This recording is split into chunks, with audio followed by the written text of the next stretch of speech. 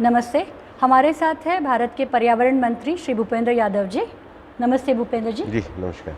आज INS TV के लिए आपसे कुछ सवाल करने हैं। जी सबसे पहला सवाल, पर्यावरण मंत्रालय ने कई दिनों से पिछले EIA में जो नोटिफिकेशन है 2006 का, उसमें काफ़ी सारे अमेंडमेंट्स किए हैं।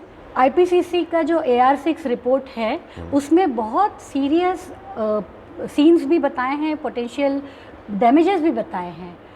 हमारे यहाँ पर क्लाइमेट एक्शन प्लान्स हैं, बहुत पुराने हैं, तो आपने क्या स्टेट्स को अपडेट करने के लिए बोला है? नया एक्शन प्लान क्या हो रहा है? इवन IPCC की जो 3rd रिपोर्ट है उसमें हमारे दल ने, हमारे वैज्ञानिकों ने, हमारे शोधकर्ताओं ने काफ़ी अच्छी संख्या में भाग भी लिया है और ये रिपोर्ट हमारे उस विषय को प्रूव करती है जो भारत हमेशा से कहता आया है। देखिए, भारत का पर कैपिटा जो कंजम्पशन है वो दुनिया में सबसे कम है। माननीय प्रधानमंत्री जी ने जो विषय कहा था, लाइफ एनवायरनमेंट फ्रेंडली लाइफस्टाइल का जो विषय कहा था, ये बात उसी विषय को प्रतिबद्ध रूप से करता है। हमारा मानना है कि दुनिया में क्लाइमेट चेंज की जो लड़ाई है ये एक सामूहिक लड़ाई है। इस पे दुनिया के सभी देशों को आना चाहिए। विकसित देशों ने जो प्रतिबद्धता व्यक्त करी थी क्लाइमेट फाइनेंस की, उसको पूरा करना चाहिए। टेक्नोलॉजी ट्रांसफ़र करना चाहिए। मिटिगेशन और एडेप्टेशन पे सेम प्लेइंग फील्ड ला करके सभी देशों को सम्मिलित रूप से कार्य करना चाहिए। जी, तो हमारे जो स्टेट एक्शन प्लान्स हैं और जो नेशनल एक्शन प्लान है जो पुराने हैं काफ़ी, उसका अपडेशन कब होगा? नेशनल एक्शन प्लान जहाँ तक है कि हमने अपने जो 2015 में NDCs को घोषित किया था, उन NDCs को हमने प्राप्त किया है। नए NDCs जो हैं उन पे भी पूरी सब विषय चर्चा चल रही है। एक जो कमेटी है केंद्रीय स्तर पर वो भी उन विषयों पे कर रही है, टास्क फोर्स भी उस पर काम कर रही है और हम अपने NDCs को भी अपग्रेड करने के लिए काम कर रहे हैं। जी, जुलाई 1 से आपने सिंगल यूज़ प्लास्टिक पे पूरी तरह से बैन लगेगा, ये आप जाहिर कर चुके हैं। तो किस तरह की तैयारी की जा रही है? आपने जो मैन्युफैक्चरर्स हैं, जो ट्रेडर्स हैं, किस तरह से उनको बोला जा रहा है कि क्या तैयारी होगी? नोटिफिकेशन के बारे में करिए, विभिन्न एसोसिएशन के साथ बैठकें करिए, लगातार विषयों को स्पष्ट किया है। CPCB ने उस पर ऐप भी जारी करा है, डे टाइम मॉनिटरिंग की व्यवस्था भी करी है। तो इसमें जो तीनों पक्ष होते हैं, सबसे पहला पक्ष नोटिफिकेशन, उसके बारे में जानकारी, उस विषय को पूरा किया। दूसरा स्टेक होल्डर कंसल्टेशन और उसकी प्रिपरेशन के लिए तैयारी, वो भी हुआ है।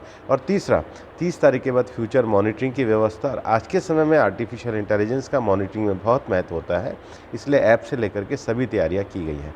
इसके साथ ही साथ नौजवानों में और विशेष रूप से युवाओं में उत्साह के लिए पर्यावरण मंत्रालय द्वारा एक जागरूकता अभियान भी चलाया जा रहा है। एयर पोल्यूशन की काफ़ी बातें होती हैं। कुछ सालों पहले तक दिल्ली NCR का इशू बहुत था। अब देखते हैं देश में बहुत सारे राज्यों में, बहुत सारे शहरों में ये समस्या आ रही है। मंत्रालय ने अपनी ओर से प्राणा पोर्टल लॉन्च किया है, कासिम तो है ही है, सब चीज़ें हो रही है, बावजूद उसके ज़मीन पे बहुत फ़र्क इतना महसूस नहीं हो रहा है। उसके बारे में क्या हो रहा है? National clean air mission programme, ये भारत सरकार की योजना है, उस पर लगभग विषय पूरा हो चुका है।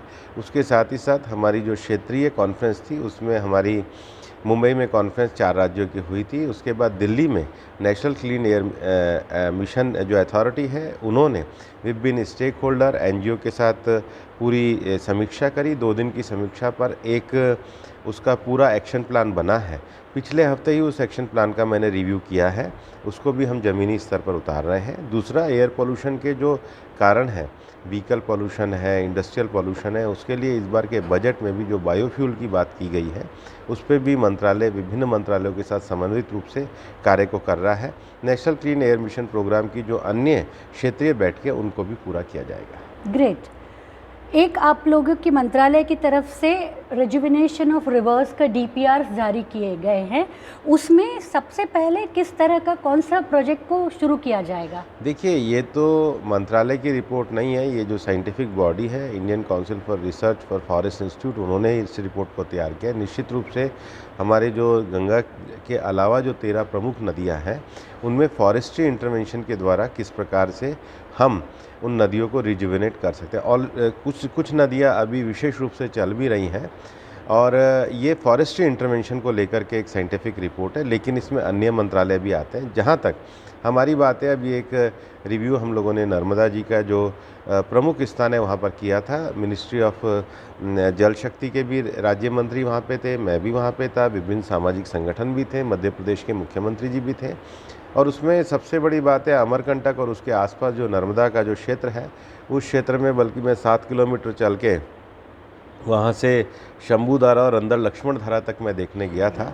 और अभी मध्य प्रदेश सरकार को हम स्वागत भी करते हैं कि उस बैठक के बाद जो ट्रिब्यूटरी के क्षेत्र में आने वाली कंस्ट्रक्शन एक्टिविटी है, मध्य प्रदेश सरकार ने कैबिनेट प्रस्ताव पास करके उसको रोकने का भी काम किया है, ताकि जो 3 तरह के विषय हैं हमारे इन जो नदियाँ हिमालयन ग्लेशियर से शुरू होती हैं, वो तो हिमालयन ग्लेशियर का पानी है, लेकिन जो नदियाँ हिमालयन ग्लेशियर से न होकर बाकी के भाग से होती हैं वो प्राकृतिक स्रोतों से निकलती है और विभिन्न ट्रिब्यूटरियाँ उसमें मिलती हैं।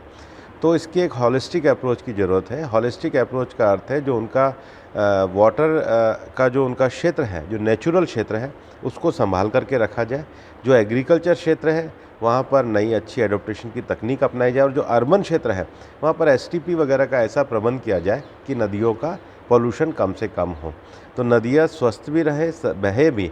इसलिए उनका कैचमेंट एरिया का एक प्लानिंग, एग्रीकल्चर क्षेत्र का दूसरा प्लानिंग और अर्बन क्षेत्र का तीसरा प्लानिंग। इस होलिस्टिक अप्रोच को लेकर के सरकार भी उस दिशा में जल शक्ति मंत्रालय और बाकी काम कर रहे हैं, और एनवायरनमेंट मंत्रालय का भी ये मानना है कि तीनों की होलिस्टिक अप्रोच ही रहनी चाहिए।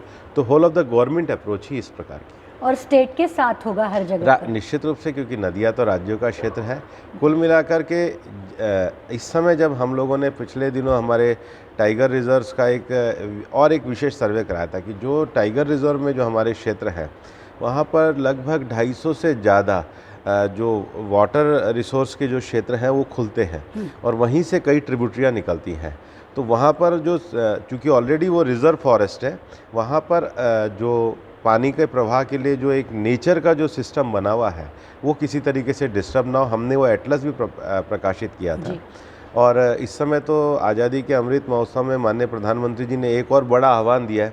उन्होंने 75,000 अमृत सरोवर की बात कही है, हर ज़िले में अमृत सरोवर की बात कही। और मेरे को लगता है ये एक 75 जो अमृत सरोवर की जो बात कही है, ये एक अभूतपूर्व इस देश में आज़ादी के अमृत काल में एक ऐसा कार्यक्रम है जो जल संचय की दृष्टि से करता है। पर्यावरण मंत्रालय में हमने जो दुनिया में रामसर ट्रीटी की जिसकी हम बात करते हैं, उसमें हमारी झीलों को रामसर ट्रीटी कन्वेंशन में रामसर साइट्स का जो दर्जा है, हमारी 49 साइट्स को ये दर्जा मिल चुका है। लेकिन आज़ादी के अमृत महोत्सव में हमने अभी उनके पास 20 और हमारी झीलों को भेजा है। तो मुझे लगता है कि 75 झीलें हमारी रामसर साइट्स का भी दर्जा इस साल प्राप्त कर लेंगी। आखिरी सवाल आज के लिए, पिछले कुछ महीनों में पर्यावरण मंत्रालय की ओर से EIA नोटिफिकेशन में कई सारे चेंजेस या तो प्रपोज किए हैं या कर चुके हैं। तो पर्यावरणवादियों का उसमें कहना यह है कि बहुत सारे चेंजेस मंत्रालय ने अपने से कर लिए हैं जिसमें पब्लिक हियरिंग नहीं हुआ है, और कुछ ऐसे हैं जिसका आरोप ये लगाया जा रहा है कि डाइल्यूशन हो रहा है। उस पर आप क्या कहना चाहेंगे? देखिए, हमारा कोई भी ऐसा चेंज नहीं है जिसमें कोई पब्लिक हियरिंग की ज़रूरत है, ऐसा कोई भी चेंज नहीं किया है। लेकिन जहाँ तक EIA में पर्टिकुलर EIA के सिस्टम में कुछ OM मंत्रालय के द्वारा निकले, आप जिस भी पर्टिकुलर OM के बारे में कहेंगे उसकी स्पष्टता मेरे पास है। निश्चित रूप से स्पेसिफिक OM के बारे में अगर आप पूछेंगे तो मैं आपको जवाब भी दे सकता हूँ। अच्छा, लास्ट कहा था मैंने। सवाल ये है कि अब ये जो सारा चेंजेस हो रहा है उसका कोई एक पॉलिसी डॉक्यूमेंट, पॉलिसी की आपने बात कही थी कुछ दिनों पहले, उसके बारे में कुछ बताइए। देखिए, देश में अभी अपना परिवेश पोर्टल है, उसका अपग्रेडेशन का काम चल रहा है, और परिवेश पोर्टल का जब अपग्रेडेशन हो जाएगा तो ये जिस प्रकार से विभिन्न कानूनों को एक दूसरे के समानांतर जो कानून काम करते हैं, या जितने भी अमेंडमेंट्स या जितने भी OM आते हैं, वो एक प्लेटफॉर्म पे एक तरीके से लाया जाए ताकि पर्यावरण का भी संरक्षण हो और विकास भी चले। तो इस संतुलन की दृष्टि से हमारी सरकार पूरी तरीके से इस बात को मानती है कि एक ट्रांसपेरेंसी के साथ सारा काम होना चाहिए, और उसको एक अच्छे डिजिटल तरीके से मॉनिटर भी किया जाना चाहिए। तो कुछ समय बाद जब ये कार्य पूरा हो जाएगा तो आपके सामने भी आएगा। Thank you so much.